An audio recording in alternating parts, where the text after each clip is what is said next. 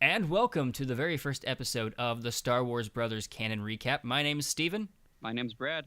And we're Star Wars Bros.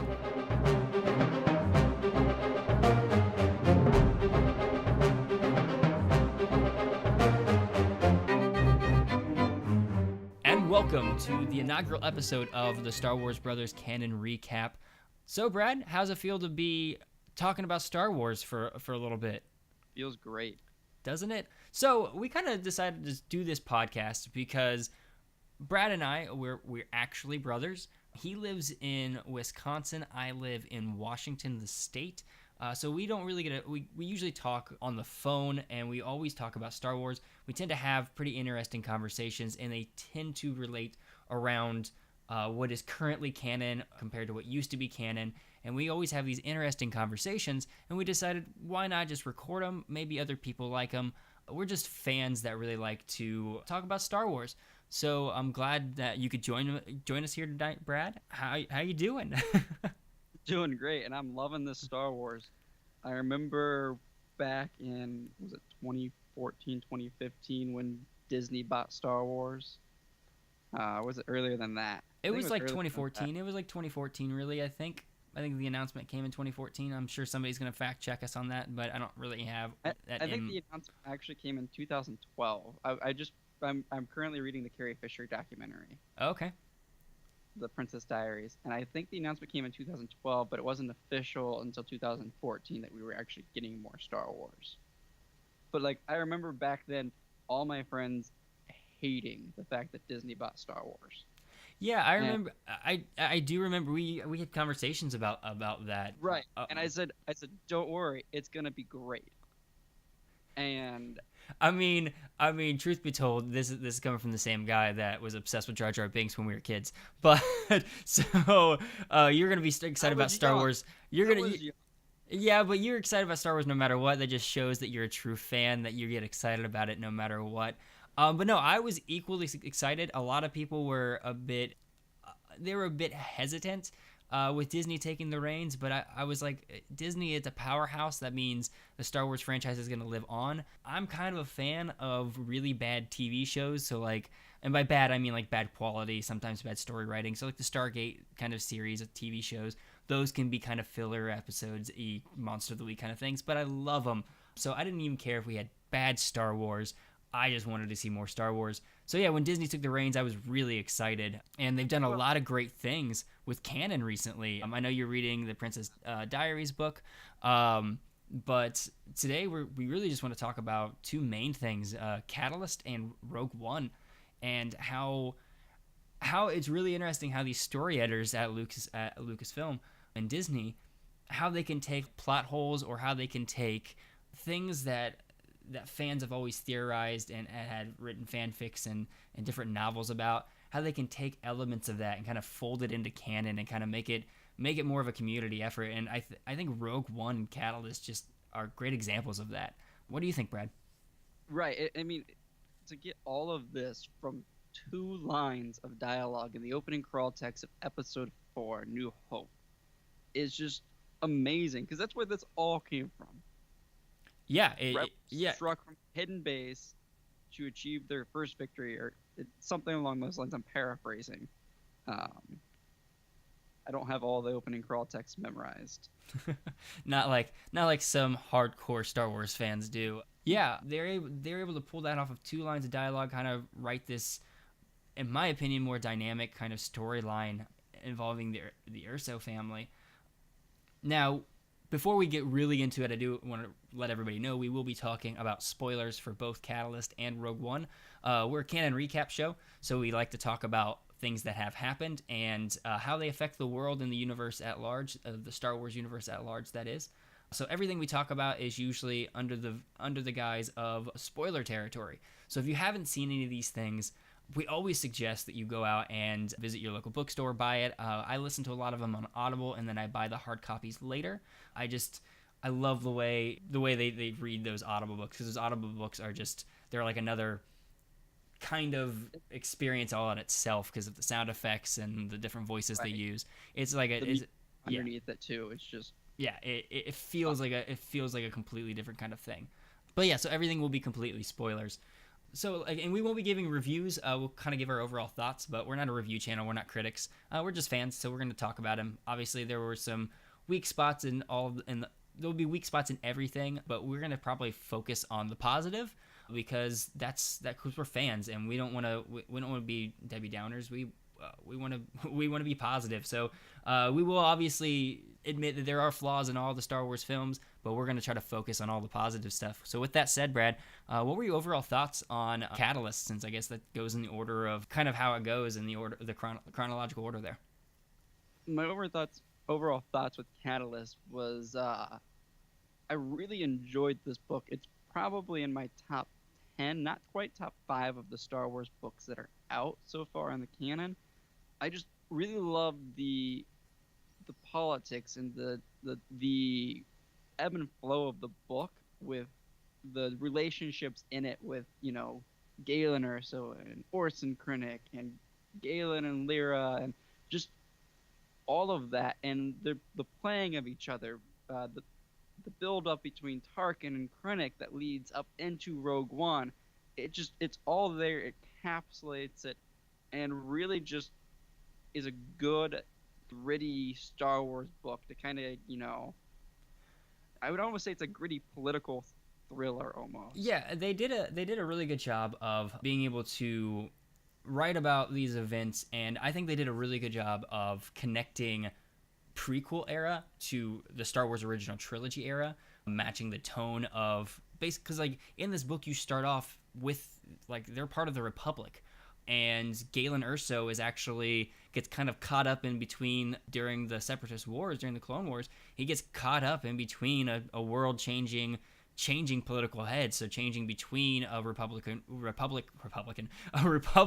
held world to becoming a separatist held world, and it's kind of like a foreshadowing of his career with the Republic and his scientific career really. And so they do a really good job of tying that together, and you see how it becomes how just through I don't know, like just the sheer will of bureaucracy, how the Republic just morphs into the Empire without even you realizing it really. If it wasn't for my favorite character in the book, Lyra, if it wasn't for her insight, all of this stuff is so subtle that it could have easily just kind of passed through, as you see it Right. with Galen. Galen's kind of a rube through like what 3/4 of this book.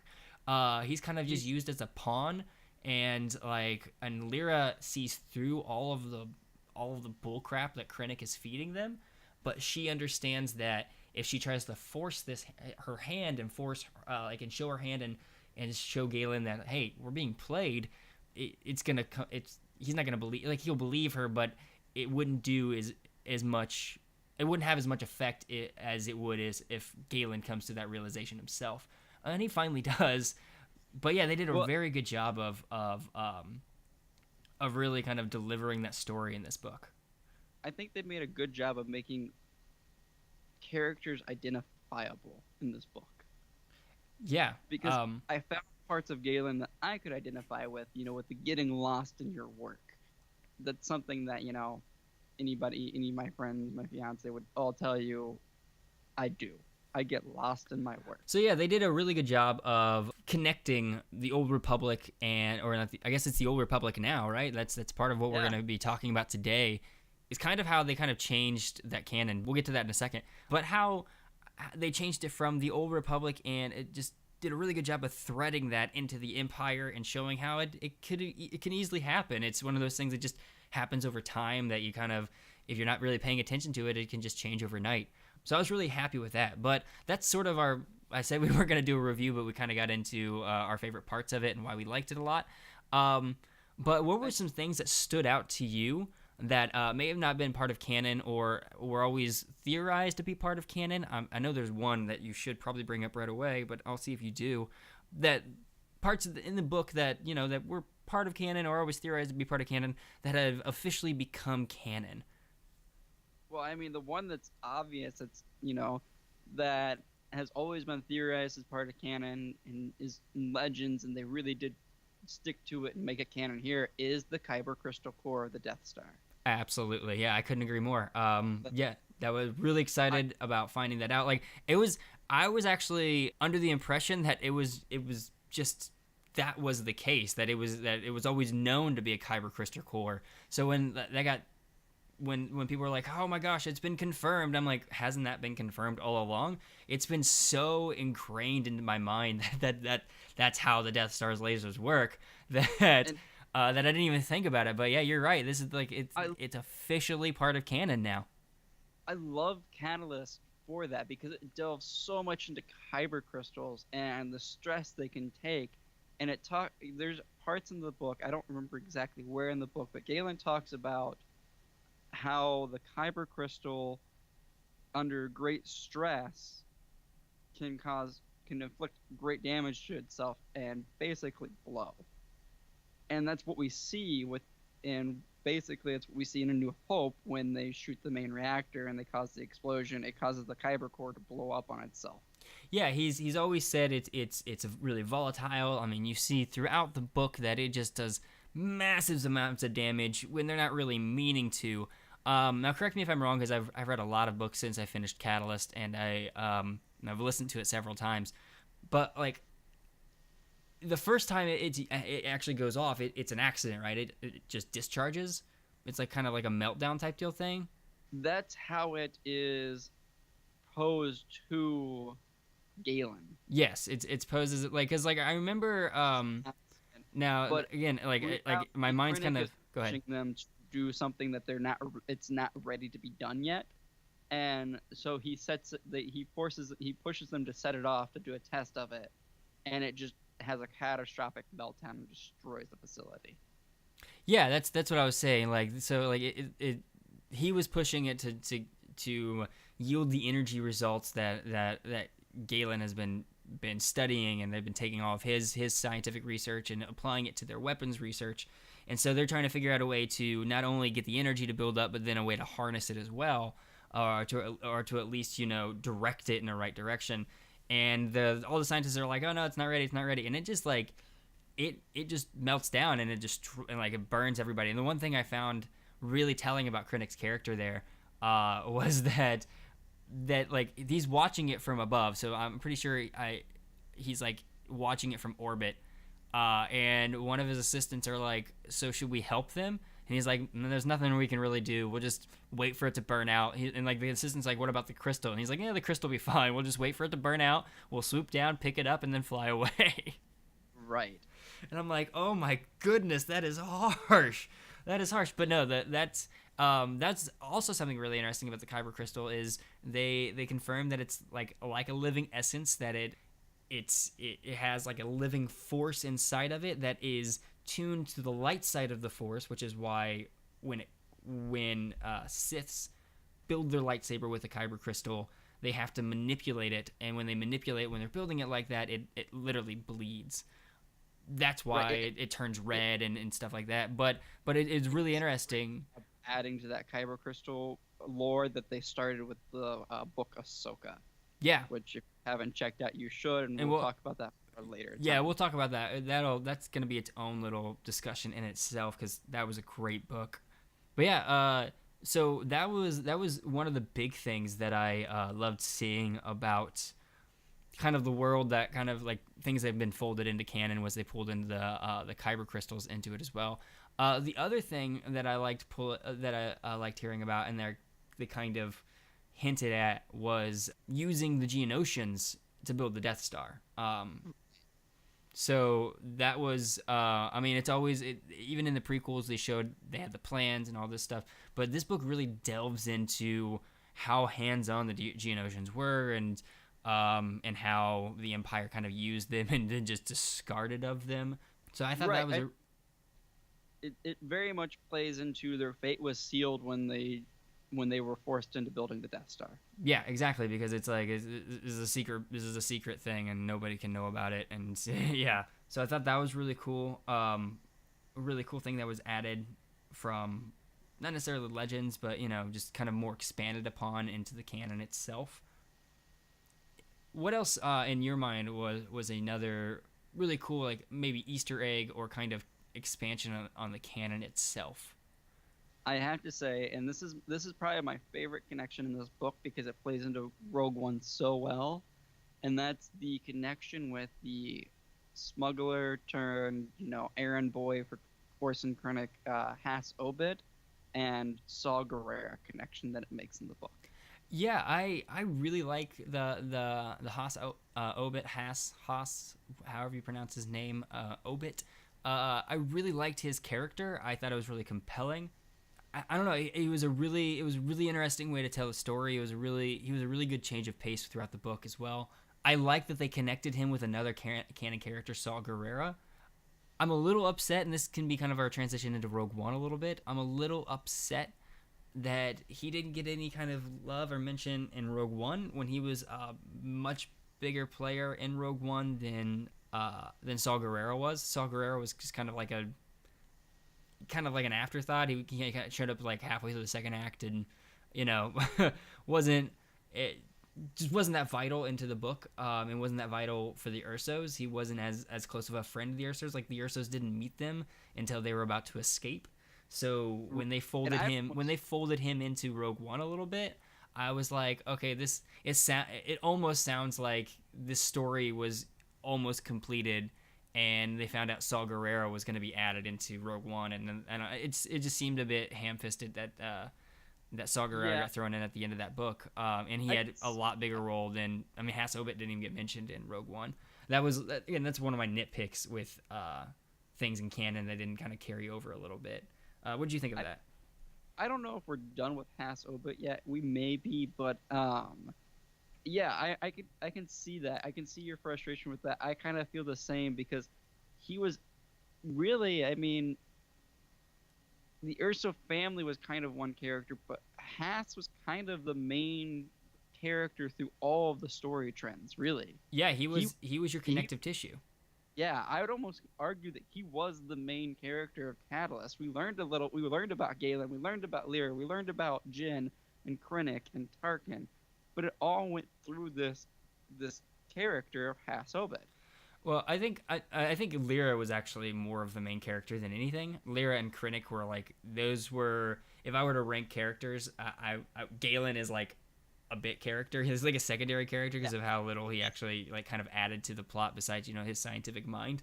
But Lyra really drives the plot well. Krennic does a really good job driving the plot, and Hass Obit, he is, like you say, he's the connective tissue. For instance, Lyra, who is the driving force behind pretty much all of what happens in Rogue One, of how Rogue One even not what happens in Rogue One, but how Rogue One begins, and kind of why Galen even builds the flaw to begin with. They say she's the whole reason for Rogue One playing out the way it did, because she is the reason Galen built the flaw, and she is the reason Jyn would get over herself and go to Scarif. Lyra and Krennic, it's very much like it's already the Rebel Alliance versus the Empire, and those two characters. Yeah. And I agree with you. I think that she's the one. Without her, you really don't get Rogue One. I think you still have the rebels fighting and trying to fight against the Empire, but you don't have that. You don't have the Death Star plans without Lyra's influence. And to kind of go back on that a little bit, I think Lyra doesn't get as gung ho about uncovering the untruths that Krennic has sold Galen without Hass Obit taking her to those different planets and discussing all those things. So yeah, I think it's really interesting that they left out Hass Obit from Rogue One because he was so vital to Catalyst. He's the reason that Lyra and Galen even find out about all this crazy stuff. They kind of have clues because their friends disappear, but they don't really get the data or have the hard found evidence without Hass Obit, who has kind of played part in some of these tragedies as well, because he's the connective tissue with Krennic. And then he's even great because he plays Krennic and he plays Tarkin at the end. It's great, and I was kind of disappointed that Rogue One left him out. But let's not get too caught up on Rogue One or on Catalyst and get into more of a review on that. So Rogue One happened. I'm assuming everybody here has watched Rogue One. I like the movie overall. I don't think we should really get into too many details. We get into a lot of details about Catalyst because I'm not sure a lot of people read Catalyst. But Rogue One, I'm assuming by this point you listen to this, you will have watched Rogue One, if not once, multiple times like myself and Brad here. So I'm just going to tell you that I liked it overall. Brad, what was your opinion? I love the movie. The novelization, since that's more what we're delving into, I love the novelization even more. Yeah, that's actually a really good segue into and a reminder of what we wanted to talk about. We're not going to be talking. The movies get all the reviews, the critics. Everyone talks about them. That's all you can talk about. So we're going to try to focus more on the novelizations and more of the written universe of Star Wars than the visual universe. So there were definitely some differences between the Rogue One novelization and the Rogue One the movie. The biggest difference, character development, really. I know that was a lot of people's biggest complaints. It's like, why do I care about this character? One of the biggest complaints I've heard from people that enjoyed the movie but didn't like the movie per se was that Jyn was too much of a passive hero. So Jyn until like the third act, really, into the second act, beginning of the third act, really didn't do anything of her own volition. She was just kind of along for the ride. So the book kind of squelches that out a little bit. The novelization, because you get into characters' heads more, you get to listen to their inner thoughts. So what do you think, Brad? Do you think the book did a good job of kind of making up for the exposition the movie really didn't have time to go into? Yeah, it really did. It really delved into the state of mind of Jyn, like you said, but I think it did a lot better in the area of Cassian, because it really it showed, even with the Jyn and Cassian like connection, like many people were like, okay, his mission was done when he got Jyn to Jedha, but she just kind of tags along for the ride. And it's not really she tags along for the ride, it's like he, for some odd reason, he just can't leave her behind. And he doesn't know why, but there's something about Jyn that he can't leave her behind. Yeah, and something that's interesting that we find out about Cassian in the novel as well is that he's a separatist. Like, his family were separatists. So he's been fighting this war for his entire life. He literally means that, because if you were in the Republic during the Separatist Wars or during the Clone Wars, whatever you want to call them, your world was not necessarily in war. Like, you were at war because the Republic was at war, but you may have not been necessarily directly affected by that war. If you're a separatist, then your world is active in that war. Your world has made an active decision to leave the Republic, which means your world is at war, and there's no escaping it. So knowing that Cassian, who's fighting for the Republic now, has been fighting against not essentially the exact same bad guy his entire life, which is the Empire, which when he was younger was the Republic, but which was still the Empire, but under the guise of being the Republic. Right. Well, and so it just adds a lot more depth to his character. You understand his struggle a lot more. You understand why he's so jaded, but you also get a little bit of feeling there too, because through the eyes of K2SO, he kind of, doesn't really have a filter, and they go on to kind of explain that in the movie and in the book a lot more to detail. But K2SO remembers Cassian like getting weepy-eyed, getting teary-eyed after he had to kill that informant on the outpost. I don't remember the exact name of the outpost. It also shows that side of Cassian, and the actor who played Cassian in the movie did a phenomenal job of portraying Diego Luna. Yeah, Diego Luna did a phenomenal job of portraying this, but it does even more with even like his state of mind when he goes to kill that informant is he's really sorrowful, but he had to do what he needed to do to protect the information and protect the rebellion. Yeah, it's one of those things. It's I have to do this. I don't want to do this, and I have empathy. Like, he shows empathy, which is one thing you don't see from the Empire, which makes him different. A lot of people are like, oh, he just killed. What makes him any different than the Empire? What makes him different is I can understand some people's gripes about the movie not necessarily delivering on this as well as the novel did, but in the novelization, you see the empathy, you see the remorse, you can just feel the pain he's going through from having to do this, but he's doing it because he thinks it's for the better good, which kind of comes back to his redemption story later on, when he's the one that kind of like is like, no, we need to go get the plans. It needs to be us. We've all done terrible things in the name of something that we thought was good and we think is good, but if we don't do anything now, then what was it all for? And we can't live with ourselves. The only reason we've been able to live with ourselves so far is because we've been telling ourselves this is for a better cause. And whereas with the Empire, people tell themselves and they're lying to themselves about this. They're like, oh, it's for the betterment of society, for the betterment of the galaxy. That's like a line that Krennic uses a lot. He's like, it's for the better good. When really he's lying to himself and he's just doing it for self-aggrandizing reasons. Whereas the spies such as Cassian and the people who go with him to Scarif, they've been telling, they believe it's true. They believe they've been doing these awful things for the better good, and they can't live with themselves, so they find out it's just a lie, that it doesn't really matter and it's all been for nothing. So I think the novelization does a really good job of delving into that. Yeah, I have to agree with you on all of those things.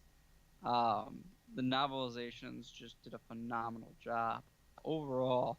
And I think when you listen to, I'm going to go back to Catalyst here, when you listen to Catalyst and go straight into listening to the Rogue One novelization, it really does continue a story and tell a story that has to do with the Urso family.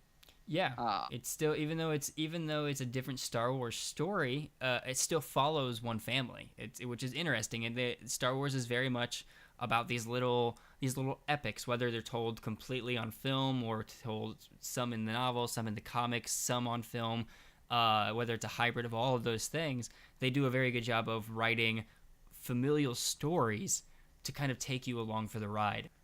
Right, and it did such a good job traveling the galaxy and showing us, new worlds, new locations, new weapons, new vehicles, just all of that in both of these novelizations. And that is just something that, we're getting a lot more in these canon novels. We're not just sticking around on one planet. The novels are taking us all over the galaxy, and they're showing us so much information. And it really just enriches the world when you get to go and see something like this and see little snippets of these planets pop up on screen. Yeah, I agree with you. This novel, I didn't even think about it until you said that. It added a lot of planets and that really hadn't been talked about before. And that's what I love about the novels. You get to find out more information about the people that live on the planets themselves. The one interesting thing that just popped in my head, I hadn't thought of it before. The majority of those planets in Catalyst and that were visited in Catalyst were research facilities because they had access to kyber crystals, correct? Right. Yes. They took planets that were under protection by the Republic or under protection by the Jedi, and that the Emperor knew had rich stores of kyber crystals in them, but they had been zoned for environmental protection one way or the other. And slowly but surely, they found ways to convert those planets out of those zoning laws and out of those protection schemes and create research facilities there. Yeah, basically, in layman's terms, if you're familiar with American civics, he used eminent domain. It's basically like the government saying, we're going to take Yellowstone National Park and turn it into a drilling facility, and there's nothing you can do about it. But we have all these protections. It's like, oh, by the way, those protections don't count anymore because, hey, look, we dropped weapons here and you have weapons, and right. Therefore we're going to take over it now. So that's kind of what, yeah. But We did mistake a little bit because some of those planets weren't kyber crystals. They were the ore that was needed to build the Death Star because the mines around Geonosis didn't have enough. that is correct. Good catch So there. there are some planets that they completely strip mined. Yeah, which brings people to a theory on how Starkiller Base was actually made, but that's for a different video, a different cast all on itself. But the reason I bring that up is because that actually expands the amount of worlds within canon that we knew had kyber crystals and therefore could possibly have Jedi temples. Because going through canon has taught us one thing. If you look at Star Wars Clone Wars, if you look at Rebels, if you look at pretty much anything in canon now, correct me if I'm wrong, and I could be. I'm not all inclusive. I don't know everything. Most places that we've seen that have had a concentration of kyber crystals have a Jedi temple on it. No? I think maybe the only one that doesn't might be Ryloth. Does Ryloth have kyber crystals on it? I'm not sure if Ryloth has kyber crystals on it. I know because I always get Ryloth and everyone the other one they always talk about mixed up when I'm reading about him. The one Ezra's from. Lothal. I always get Ryloth and Lothal mixed up in my head. Lothal has the Jedi Temple on it. I know Lothal has the Jedi Temple because that's where Ezra got his kyber crystal and all that stuff. But yeah, kind of goes into the Legends lore a little bit, but it also what they're showing us with the new canon is, there was the main Jedi Temple on Coruscant. Mm-hmm. Well, that wasn't the only Jedi Temple. The Jedi had temples throughout the galaxy. Yeah, absolutely. And they weren't just in places of high kyber concentration. They were outposts for the Jedi. They were places the Jedi can go and meditate in secret. And and I'm not dissuading that at all. But what I'm saying is usually when you find a planet that has kyber crystals on it, they tend to also have Jedi temples on them. Correct? Yeah, they tend to either be under Jedi protection and no one can step foot on them as an Ilum, or they have a Jedi temple located there that the Jedi can access the kyber crystals. Yeah, because the reason I bring that up, again, is because I'm interested to see how or if these planets pop back up again when we finally start learning more about Luke Skywalker and what the heck he's been up to since after episode 6. Because we have no idea. They've released volumes wise, probably 12 to 15 volumes of the Star Wars comics, which I currently own every single one. Haha, that's been published so far, and then probably around 12 to 15 more books, maybe up to 20. And not a single one, very few of them have anything to do with Luke Skywalker to begin with. The ones that tell you the most about Luke is the Star Wars volumes, Star Wars comics like Skywalker Strikes and Smuggler's Run and all that. They tell you the most. Only one thing that talks about, that has heavily to do with Luke Skywalker after Return of the Jedi, and that is the Skywalker Strikes comic book? No, Skywalker Strikes takes all the comic books so far take place between episode 4 and episode 5. Okay, it's not the except Skywalker, for Poe Dameron, obviously. It's the one with Poe Dameron's parents. It's the one with whose?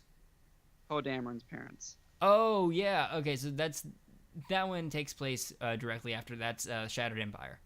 Yeah, Shattered Empire. So you're right. That's the last time we see Luke Skywalker. And all he does is find, and all he does, and we'll go into this. We'll also on this channel we'll also be talking about. I'm going to be doing a breakdown of every single Star Wars volume that's been released so far, and kind of giving a quick 12 to 15 minute synopsis and walk through story by story of each one of those comics.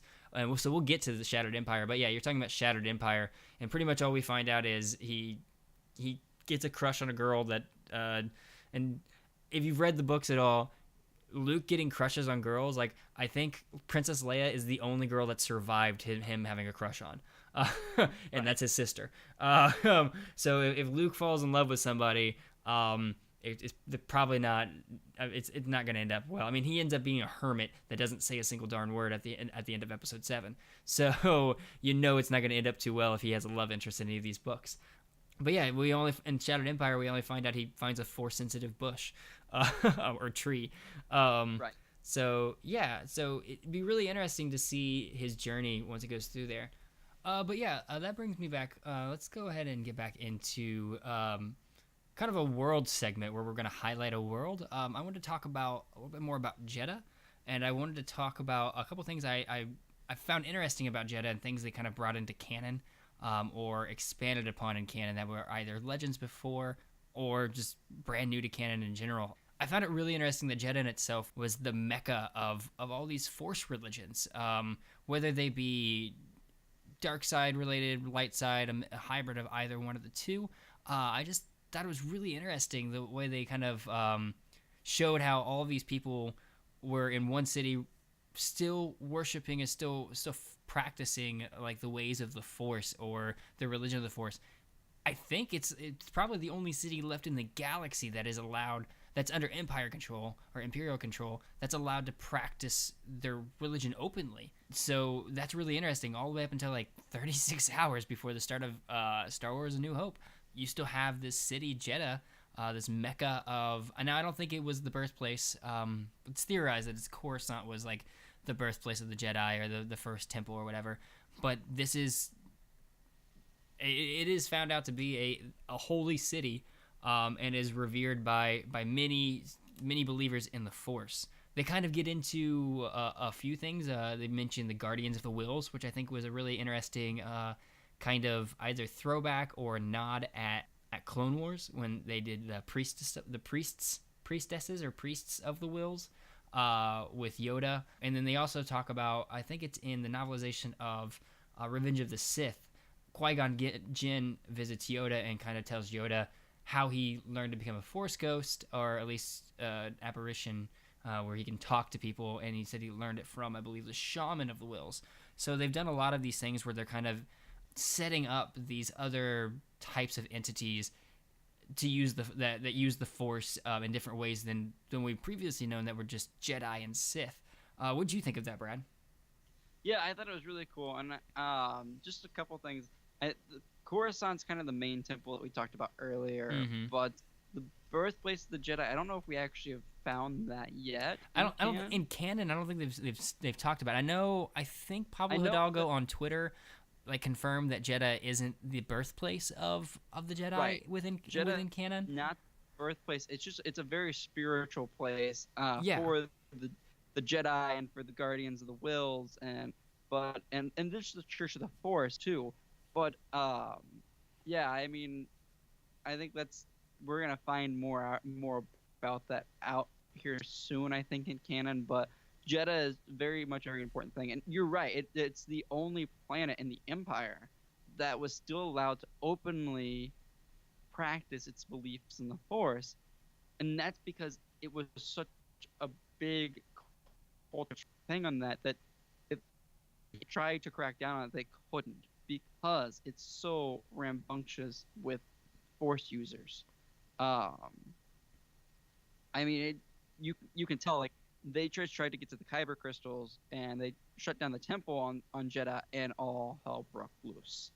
Imagine if they broke down laws that, say you can't worship what you believe in. They would have the entire population against them. So the Emperor played it very politically smart there and just kind of left them to their own devices, and just redirected all hyperspace lanes away from Jedha. Oh, they redirected hyperspace lanes away. Oh yeah, because they were in the middle of mining it and trying to kind of keep as many eyes as possible away from that.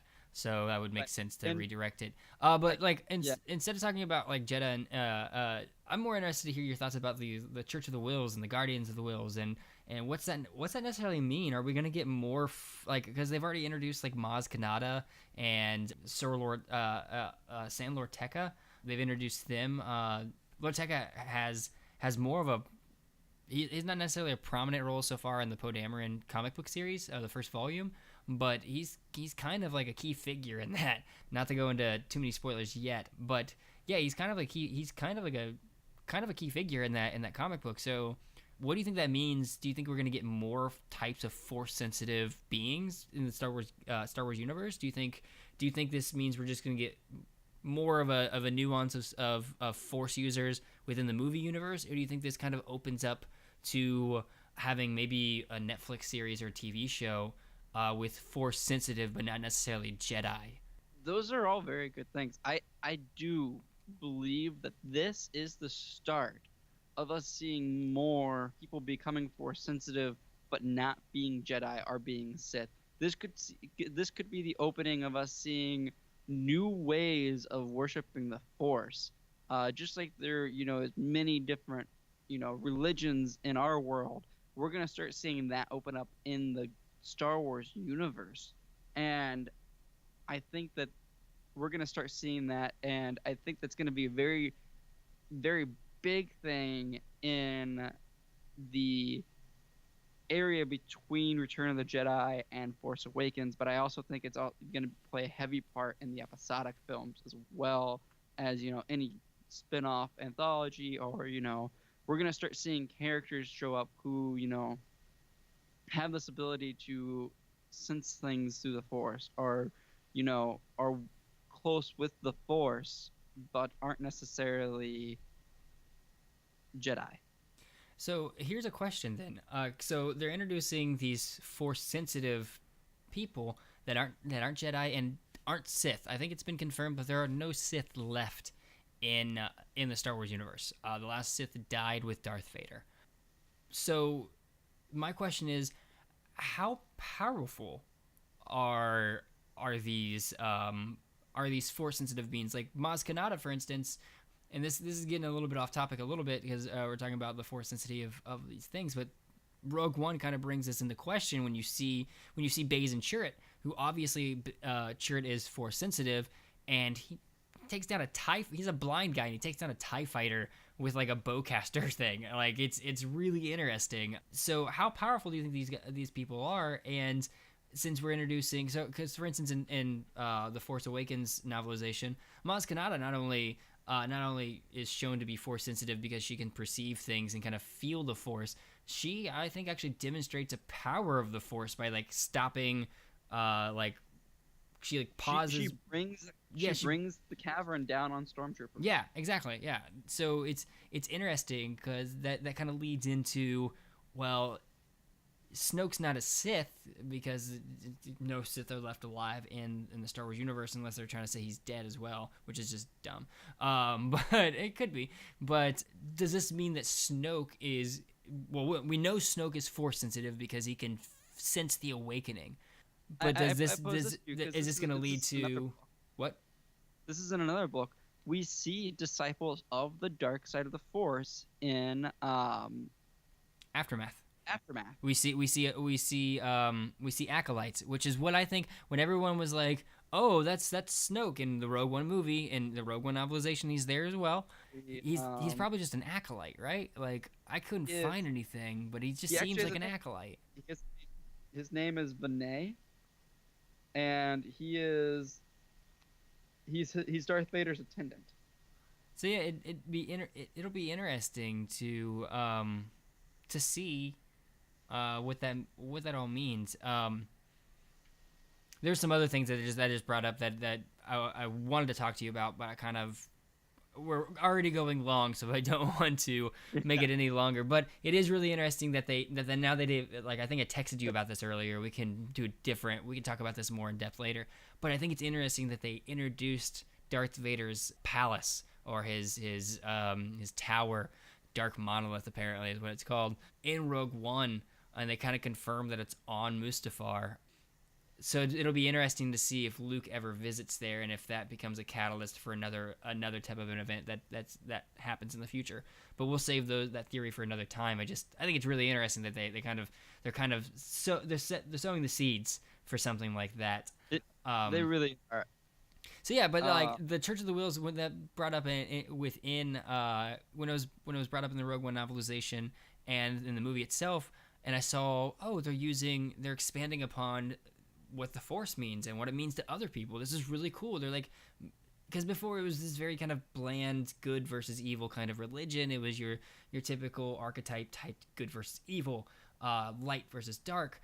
This shows a little bit more nuance, a little bit more, just human emotions. Like it's not all isn't good, all isn't bad. And I think they did a really good job of the Jedha of portraying the Jedi like that in Clone Wars, the animated series, of showing their struggle with having what they consider dark side emotions, which are just human emotions.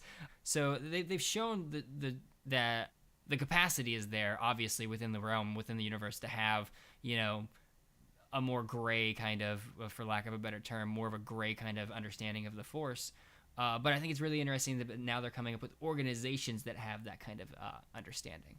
But moving on from talking about Jedha and talking about the Church of the Whills, I want to move on and kind of talk about and kind of do a highlight segment. The UT-60D.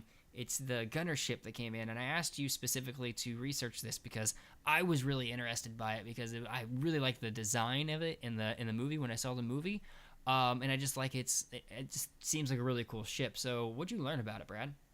Yeah, I mean, I use the Rogue One Ultimate Visual Guide. Great source of information for everything that's in there, but it really kind of goes into depth about this vehicle. Talking about how it has multiple roles. It's a troop transport, it's a gunship, it's a medevac lifter, a courier ship, and a shuttle. Like, it can be whatever they want it to. It's kind of a jack of all trades and can be, you know, adjusted to whatever they need it to.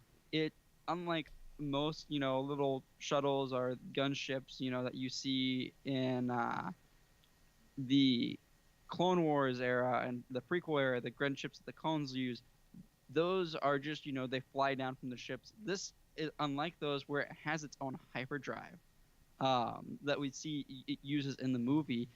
The unique thing about these is, and I think this is why, you know, people have been asking questions, you know, why don't we see these? And I think they answered that in the visual guide where they said there was a limited run of these made because it was made by a company called Incom Corporation that was nationalized by the Empire right after the Empire was founded. However, this limited run had a shipment that, due to Bail Organa's position in the Senate, he was able to manipulate the records and allow that shipment to get lost, and for the rebellion to recover these ships. And that's why we see them in the employ of the rebellion during Rogue One. These aren't really great like fighter ships because they only have fixed position cannons at the very front, which is why we see them utilize a mounted ion cannon blaster on the side, which is used by in the movie used by Biston the Space Monkey. Biston the Space Monkey. That's probably my favorite name I've heard throughout Rogue One. I was really interested in this ship because of a lot of the reasons you highlighted.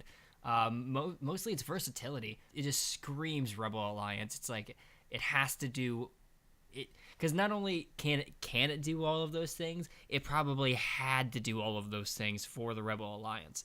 And so I just think it's one of those vehicles that it's probably unsung a little bit about how awesome it was and how vital it was to the Rebel Alliance and to the rebellion in general. I think that pretty much wraps it up for us tonight. Brad, do you have anything else you wanted to say before we sign off for the night?